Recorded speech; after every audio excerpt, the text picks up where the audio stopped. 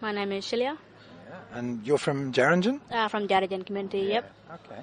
And here we are. This is a pretty good place to have for your office every day. What do you do here? I work at the reception here. I've been here for 3 years now, one of the locals from in the community. So Kooljaman is actually pretty much owned by two communities, Djarindjin and Aboriginal. Djarindjin community and one-of-one community, so it's 100% Aboriginal owned in this resort here. And it's really good to work here as well because you've got the ocean view as well, so you're pretty much in the office just looking out towards the water. Mm-hmm. And having visitors, tourism coming into communities, how do the communities feel about that? How does it work for them? Both communities do feel pretty proud of these areas as well.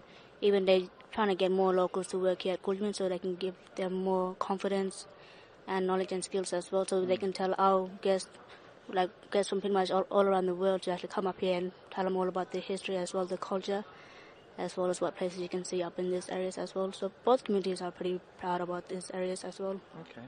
And are people in the communities interested in coming to work here and to have that role?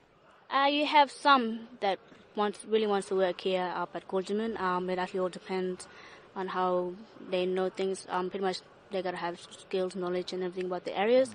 And pretty much it's more of the confidence, as well as speaking to tourists or guests as well up here at Kooljaman.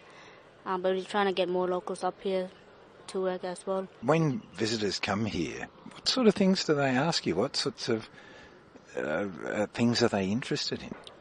Most of the tourists, when they usually come up here, they pretty much more wants to know about what beaches you swim, and the main thing that they always ask me, do you have any crocodiles or stingers up here? Which is I find a bit funny, but I just let guests know like we are still in the Kimberleys, but most of the crocodiles do get a bit afraid of being seen in the clear water. Most of the tourists also ask me that this place is more like paradise. Even when they leave this place, they always want to come back to these areas as well.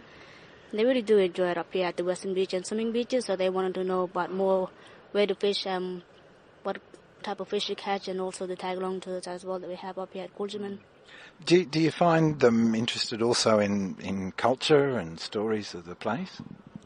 Most of the guests, yeah, they do want to learn about the culture and the languages and pretty much the history of Kooljaman, and also reading the bush talk and bush medicine along the boardwalk as well, get them very fascinating and everything. So they pretty much want to go on the tag-along tours almost every day and still want to learn about our cultures up here at Namib Peninsula. I've been told of the famous Bundy and his role in the tours. It's your dad, isn't it? Yep, Bundy is my dad. Yeah, he's one of the eldest up in the communities as well.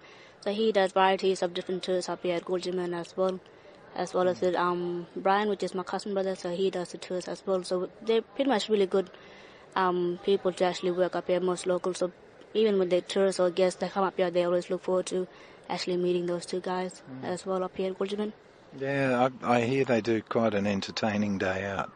Yeah, they really do. They pretty much teach them about the Dreamtime stories, the history, how they used to grow up in these areas, and back in the missionary days, as well as how they connected to the land, the culture, and the different skin groups, as well as the languages throughout the Namib Peninsula. So you do have varieties of different things to learn about up around here. That's quite a lot to cover in one day. That's a big story. Pretty much a big story, so that's why most of the staff, or even like the guests, they do go out almost more than one tour as well. So they really enjoy the tours, so they pretty much want to come back up here and still do the same tours every single day. Okay. And what's Djarindjin like as a place to live? Djarindjin is a very good place to live. That's where I belong. Pretty much doesn't matter where you go in life or in the future. Wherever you're from, that community is always in your heart, as well as so you know. So whenever you travel around, there's always a place that you can always call home as well. So growing up in Djarindjin was my home. Like I wouldn't go around to other places as well, or even when I go schooling away, get homesick, come back up, and all I ever want to do is just go out fishing and hunting with my families. Just really good up. That's the reason why I love growing up in Djarindjin community. You talked about the future. What do you think will be in your future? What do you hope to do? Well, I hope to do more tours. Pretty much just continue working here at Kooljaman, and also just doing more tours for Dad and Brian, just building up more confidence, and hopefully one day start helping Dad out with these tours more often as well. So it's just really good. Well, I think your confidence is already pretty good. It's really nice to meet you. Thank you. Thank you very much.